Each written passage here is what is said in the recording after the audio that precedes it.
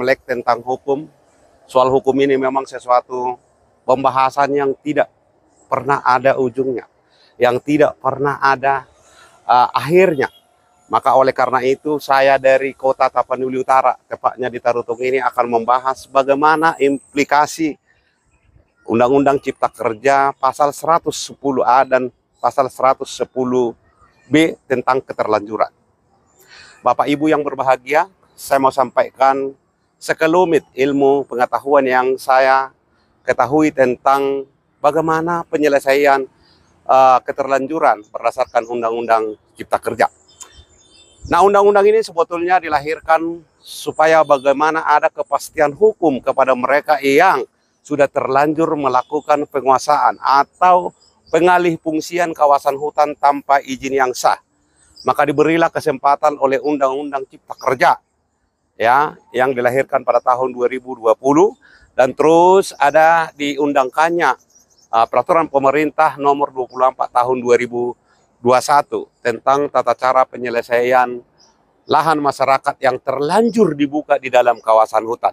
Maka yang pertama yang perlu saya sampaikan kepada kita semua, subjek hukum di dalam ketentuan Undang-Undang Cipta Kerja dan peraturan pemerintah ini yang pertama adalah orang per orang. Orang per orang di sini adalah mereka yang telah terlanjur melakukan penguasaan atau pengalih fungsian terhadap kawasan hutan.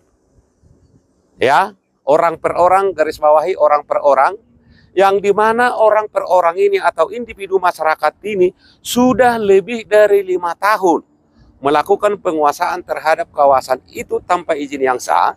Dan yang kedua, mereka adalah bertempat tinggal atau berdomisili di sekitar kawasan hutan. Ya. Yang ketiga adalah mereka tidak boleh menguasai lebih dari 5 hektar. Artinya subjek hukumnya ada ketentuannya tadi bahwa mereka adalah telah melakukan pengolahan terhadap kawasan itu lebih dari 5 tahun. Mereka sudah bertempat tinggal di dalam kawasan desa atau di sekitar kawasan itu lebih dari 5 tahun. Nah, kemudian mereka tidak boleh lebih dari 5 hektar. Maka caranya adalah mereka bisa mengajukan permohonan tentang izin atau pengakuan dari pemerintah terhadap lahan yang mereka miliki itu dengan cara yang pertama minta surat keterangan dari kantor desa setempat. Nanti surat keterangan ini ada 2 hal, tentang surat keterangan kepenguasaan fisiknya, yang kedua tentang domisili bahwa saudara itu adalah berada di dalam kawasan hutan atau di sekitar desa yang ada di dalam kawasan hutan. Lalu nanti akan ada verifikasi administrasi dan setelah itu nanti akan dilakukan juga verifikasi faktual. Artinya pencocokkan antara administrasi yang saudara ajukan tadi itu nanti akan dilakukan cek atau yang disebut dengan verifikasi faktual. Nah, kalau kemudian nanti itu sudah sesuai antara administrasi dengan faktual lapangan, maka Anda akan diberikan kesempatan untuk 1 tahun daur ulang atau 1 tahun periode tanaman. Yang kedua, subjek hukumnya adalah perusahaan atau badan hukum yang sudah terlanjur melakukan kegiatan perkebunan di dalam kawasan hutan, ya, di mana mereka sebelumnya sudah mendapatkan izin lokasi atau izin prinsip yang dikeluarkan oleh pemerintah daerah. Yang kedua, mereka sudah memiliki izin usaha di bidang perkebunan, tetapi mereka belum mendapatkan izin dari pemerintah yang berwenang di bidang kehutanan dan lingkungan hidup. Nah, poinnya adalah mereka sudah punya izin lokasi, mereka sudah punya izin perkebunan, tetapi belum ada pelepasan dari kawasan hutan. Maka mereka diberi kesempatan untuk melakukan pengurusan melalui pelaporan kepemilikannya tersebut. Lalu bagaimana kemudian ketika sama sekali dia tidak memiliki izin prinsip, dia tidak memiliki izin perkebunan, ya, tetapi dia atau individu ini menguasai lebih dari 5 hektar. Nah, maka terhadap mereka Undang-Undang Cipta Kerja dan turunannya ini tidak berlaku.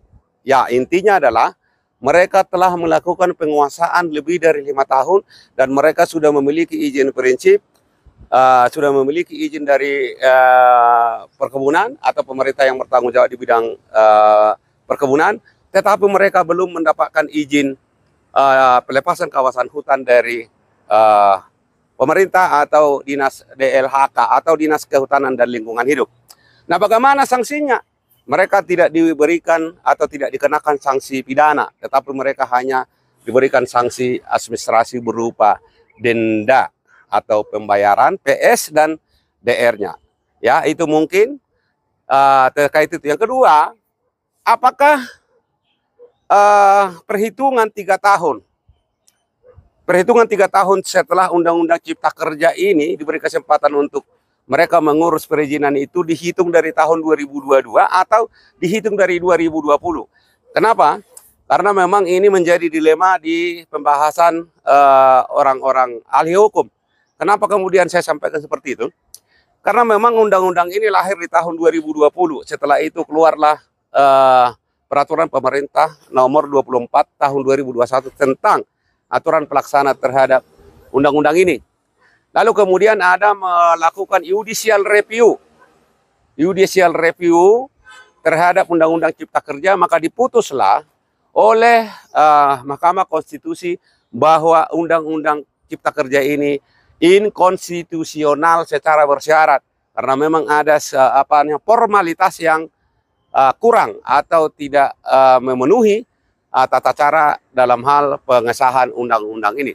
Oleh karena itu, MK tidak pernah menyatakan bahwa ini inkonstitusional secara keseluruhan atau secara substansi dan materi, tetapi hanya soal formil. Maka oleh karena itu, hitungan berlakunya batas waktu 3 tahun itu adalah dihitung dari tahun 2020. Selain itu juga, yang menjadi dasar pertimbangan kita untuk menetapkan bahwa perhitungannya itu 3 tahun dihitung dari tahun 2020, karena PP 24 itu adalah sebagai aturan pelaksana dari Undang-Undang Cipta Kerja tahun 2020. Nah, oleh karena itu, maka tidak ada perdebatan hukum soal berlakunya itu. Maka berlakunya itu adalah 3 tahun setelah diundangkannya Undang-Undang Cipta Kerja tahun 2020. Bagaimana kalau sekiranya hari ini, katakan ini sekarang kita berada di tahun 2024, maka kita sudah kehilangan kesempatan untuk mengurus